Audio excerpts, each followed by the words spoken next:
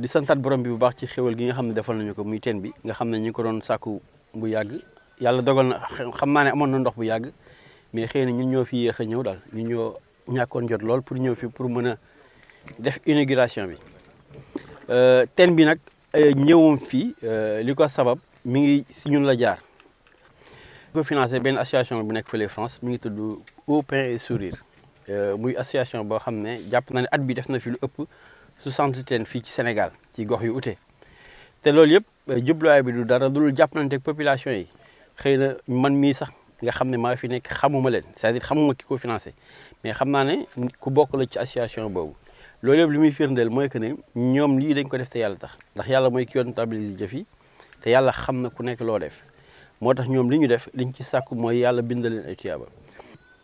man maa ngi tudd Djibi Sow nekk conseil municipal en même temps représentant chef du village bu Leera bi donc ñu ngi rafetlu vraiment seen teewaay fii di remercier également ñi nga xam ne ñoom ñoo contribuer pour réaliser ce puits forage là c'est des actions yi nga xam ne ala kulli xaal dañ koy rafetlu rek parce que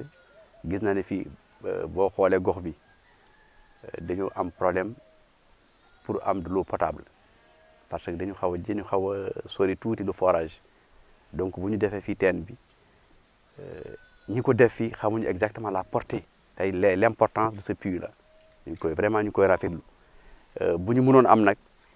ay teen yu mel ni mu gën a yaatu si biir gox bi du yàq dara donc vraiment ñu ngi rafetlu seen teewaay fii et puis di ñaanal aussi ñi nga xam ne ñoo fi indi teen bi am na li nga xam soo ko defee yow da nga xam rek def nga ko mais la portée li nga def yow mënoo ko quantifier donc ñu ngi leen di ñaanal yal na yàlla yokk xéewal bi yal na yàlla yokk seen doole vraiment di gën a jàppale les populations surtout les populations démunies et les populations rurales donc vraiment ñun loolu lañ si amul lu ñuy wax. ndax àdduna nit mënul dund te ndox amul ndax ndox dafa bokk ci dundu doomu aadama lépp loo mën a gis si àdduna sax ndox daf si amu wàllam ndax yaakaar naa ne boo amul ndox munoo jaamu yàlla munoo sangu munoo set munoo dem fenn ndax dëgg la moom Fuuta moom dafa nekk dëkk bi nga xam ni daf si am dëkk yi nga xam dafa enclavé ndax am na fi nga xam ne moom wax dëgg yàlla pour nu yóbbu fa ndox wala lenn courant day xaw jafe kon yi mel nii tam suñu ñëwee tamit jàpp si tamit wax dëgg yàlla dañ leen di santal yàlla di leen ñaanal yàlla bu baax a baax. salminima oɗon mi juurima mon ñaaganima mon Allah moƴƴere min beltanima moɗon ha yeeso Allah min beltanima mon kadi ha no feewi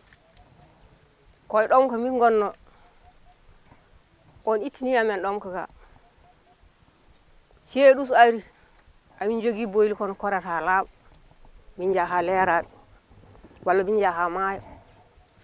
kono ko woni ndu asa ko ndu waɗi ndiyam minen fof amin ƴooga heen te ndiyam ɗam ne weli machallah ɗum noon Allah jarama on jarama mi weltanima mon ha no feewi mi wawa haalde no feewi. Donc nous voilà aujourd'hui l'équipe de Sakuyu Action pour l'Espoir au niveau de l'Erabé donc pour procéder à l'inauguration du puits qui est dénommé Leïya. Donc le puits a été financé par l'association Eau Pain et Sourire, alhamdoulilah, qui est une très bonne réalisation dans cette zone